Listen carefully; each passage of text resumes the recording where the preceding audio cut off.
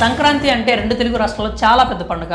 ఎక్కడెక్కడో ఉన్నవారు పండుగకు సొంత ఊళ్ళకు తరలి వెళ్తారు. గ్రామాలన్నీ కలకలలాడుతూ ఉంటాయి. ఇక సంక్రాంతి సంబరాలు అనగానే గుర్తుకు వచ్చే మరో అంశం సినిమాలు.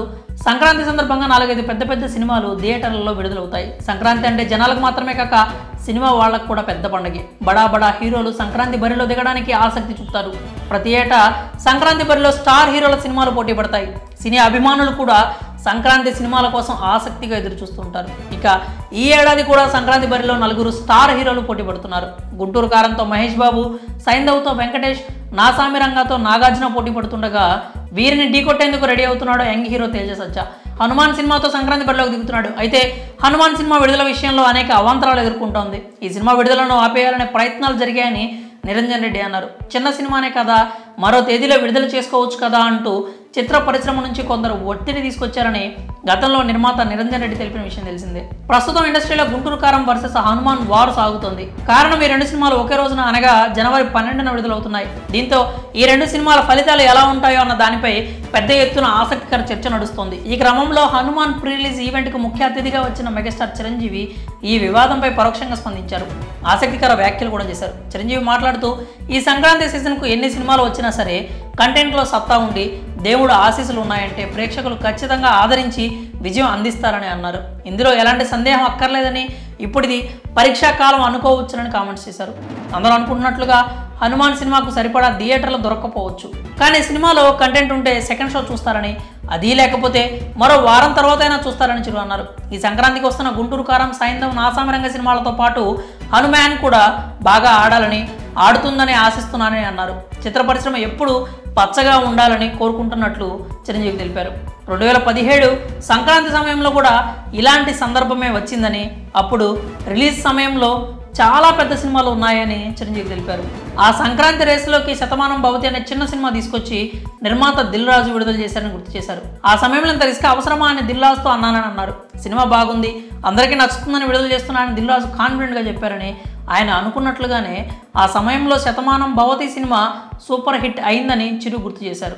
ఈ ఏడాది కూడా చిన్న సినిమాగా వస్తున్న హనుమాన్ కూడా సూపర్ హిట్ అవుతుందని అభిప్రాయపడ్డారు. మరి హనుమాన్ గుంటూరు కారం వివాదంపై చిరు చేసిన కామెంట్స్పై మీ అభిప్రాయాలు ఏంటో కామెంట్స్ రూపంలో తెలియజేయండి. ఎన్ని సినిమాలు వచ్చినా సరే ఖచ్చితంగా ప్రేక్షకులు బాగుంది, మన కంటెంట్లో మన సత్తా ఉంది, మనకు ఆ దైవ ఆశీస్సులు ఉన్నాయంటే కనుక ఖచ్చితంగా ఆదరిస్తారు, హక్కును చేర్చుకుంటారు, పెద్ద విజయాన్ని మీకు అందేలా చేస్తారు. కాబట్టి ఎలాంటి డౌట్ అక్కర్లేదు. అయితే ఇది పరీక్షా కాలం అనుకోవచ్చు. కొన్ని థియేటర్లు అనుకునే విధంగా మనకి లభించకపోవచ్చు. It's okay. ఈ రోజు కాదు రేపు చూస్తారు, రేపు కాకపోతే సెకండ్ షో చూస్తారు, సెకండ్ షో కాకపోతే థర్డ్ షో చూస్తారు. బట్ కంటెంట్ బాగుంటే ఎన్నో రోజులు చూసినా, ఎన్నో షో చూసినా సరే దీనికి మార్కులు పడతాయి.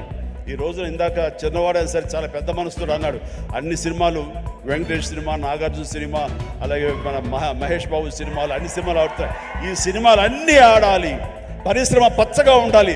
వాటితో పాటు మా ఈ సినిమా హనుమాన్ కూడా ఆడాలని నేను ఎంతో మనస్ఫూర్తిగా కోరుకుంటాను, జరుగుతుంది.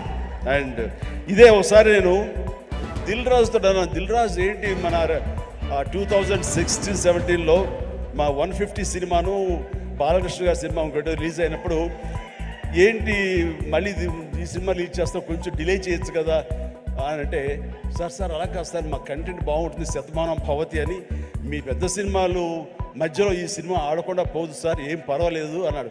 ఓకే, అంత ధైర్యంగా ఉంటే వెల్ అండ్ గుడ్ అన్నాను. ఆ సినిమా కూడా బాగా ఆడింది. కాబట్టి అదే దిల్ రాజు గారు అందరికీ మనకు చెప్పినట్టుగానే ఈ రోజున ఈ సినిమా కూడా బాగా ఆడుతుంది. సో